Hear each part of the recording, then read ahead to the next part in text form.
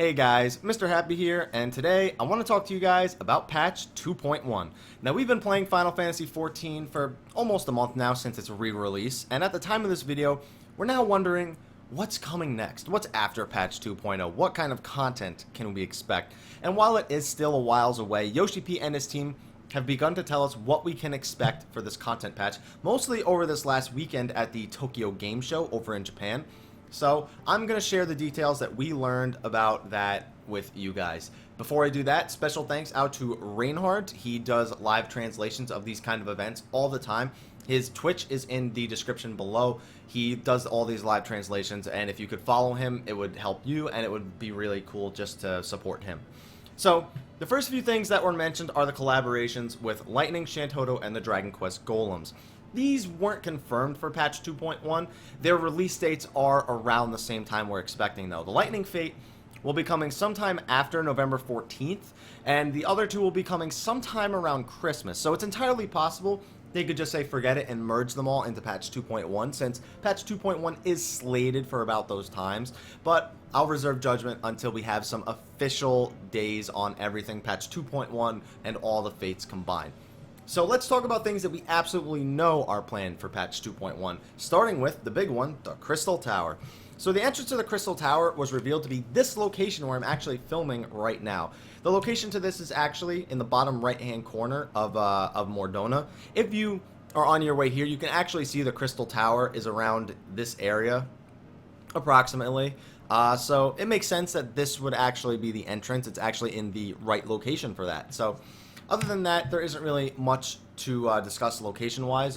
However, once inside, players will progress up the floors of the Crystal Tower in an attempt to reach the top. The top will not be available right from the get-go. But once inside, it's designed anywhere to take from 90 to 120 minutes per floor.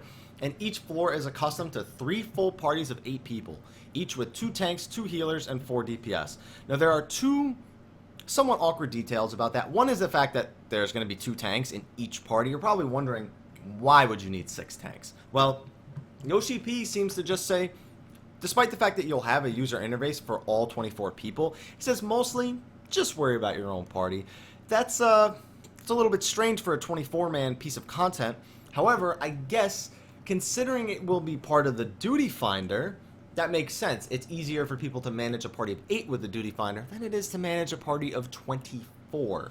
So I'm sure there are going to be places where people have to work together, but just carrying your own party and saying, okay, party 1 do this, party 2 do this, and party 3 do that, probably is what he sort of has in mind. Now, alongside with the fact that it's going to be in the Duty Finder, it's also considered easier than the Binding Coil of Bahamut, which is item level 90 gear, by the way. Which likely places item level drops here at about item level 80. That's my guess, at least. So it could act as a piece of filler content before the Binding Coil of Bahamut. Probably also good for Spirit Bonding, item level 70 stuff, and things like that. So now alongside the Crystal Tower is the addition of item level restrictions. So since the Crystal Tower will be part of the Duty Finder, I figured I'd bring these 2 things up side by side. So as you can see right now, we have a normal Duty Finder, nothing too big of a deal. Somewhere here, an item level restriction will be added, and it will be prompted to you that you cannot actually queue for it until you reach that item level requirement.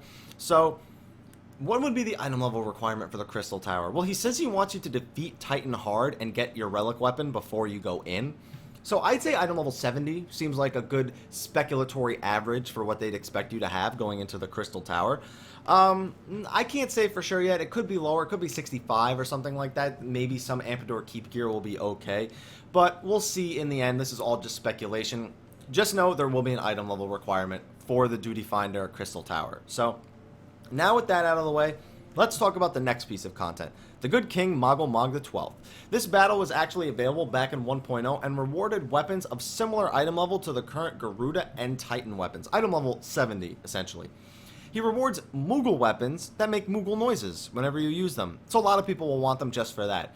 As for his actual importance in progression, I'm not sure. The stats on his weapons are good, don't get me wrong. They're just not as good as a relic. So what is the draw, other than Moogle noises, to do the Moogle fight instead of just going through Garuda and Titan and getting your relic weapon? That is my only concern with Good King Moggle Mog the 12th. So, well, I mean, but while we're talking about primals like Garuda and Titan, let's not forget they're adding extreme mode versions of Ifrit, Garuda, and Titan available in patch 2.1.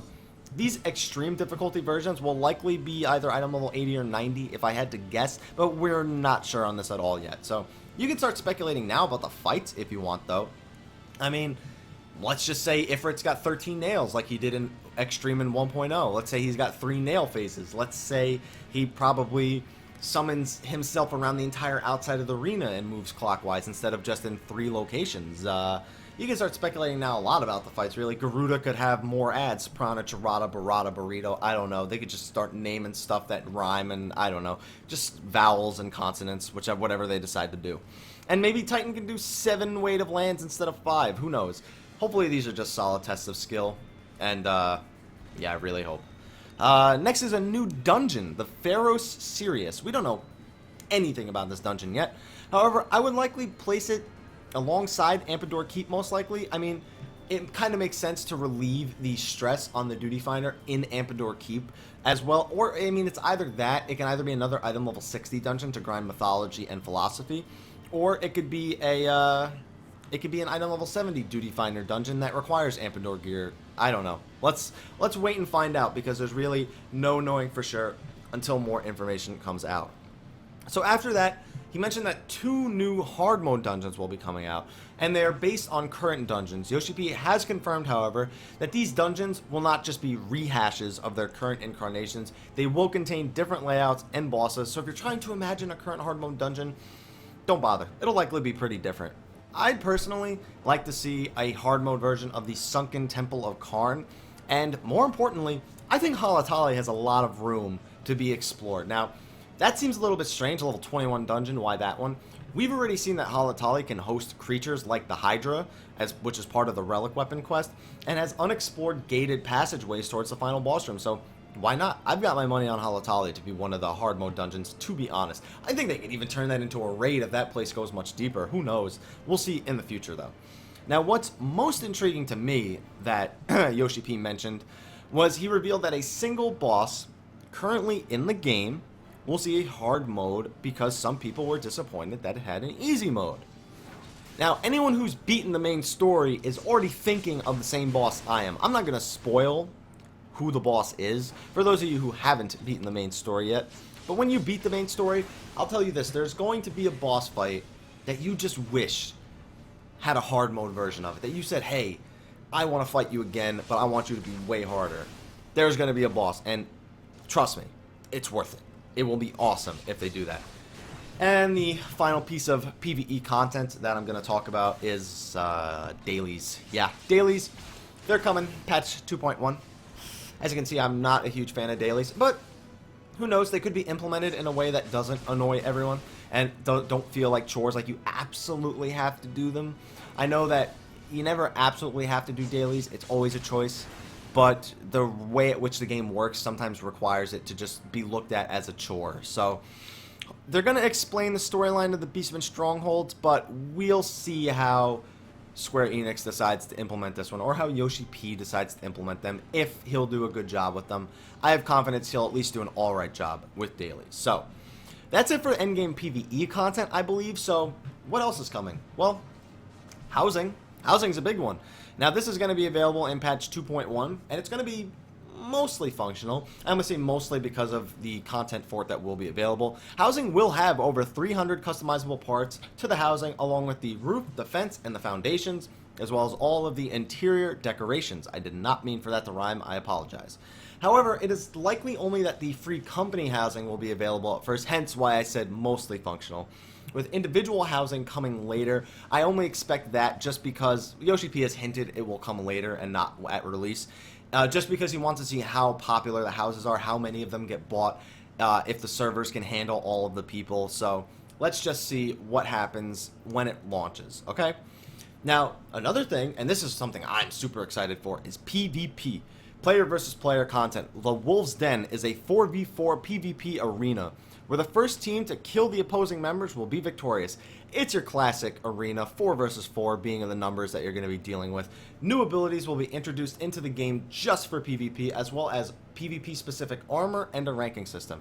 Now you can random queue into the den and party with 3 other random members and then go up against 4 random members, or you can group up as 4 and only face off against other teams of 4. So arranged teams won't be able to bully unarranged teams, is all I'm really trying to say, and I personally cannot wait to get my hands on the Wolf's Den. Now, I personally can't wait for PvP and Extreme Mode Primals, but what are you looking forward to, or what are you not looking forward to? If your answer is dailies, just in one word, say dailies. Only if it's a real answer for you, if you're not excited for it. Anything else, feel free to comment on it. What kind of mechanics you'd like to see, what kind of loot you'd like to see, where you expect item levels to be, restrictions, what kind of bosses for the Crystal Tower from Final Fantasy III are you expecting. We already know that a few of them have been basically confirmed. Some of them have slightly different names, but they've been pretty much confirmed. Say whatever you want to say in the comments below. Just let me know what you think. If you enjoyed this video, please like, favorite, subscribe, and share. Also, feel free to follow me on Facebook and Twitter. You can go there and you can ask me questions about Final Fantasy XIV or, you know, any other things. If you have any theory crafting questions or things like that, feel free to ask. It's so hard for me to get back to YouTube messages. I'm sorry, just because Google Plus sucks. It really does. I really gotta unattach that from my YouTube account. It just, I don't know. I'll handle it. Don't worry, guys. But anyway, yeah, that was the easiest ways to reach me. So if you enjoyed this video, make sure you do those things, and I'll talk to you guys later. Until then, take care.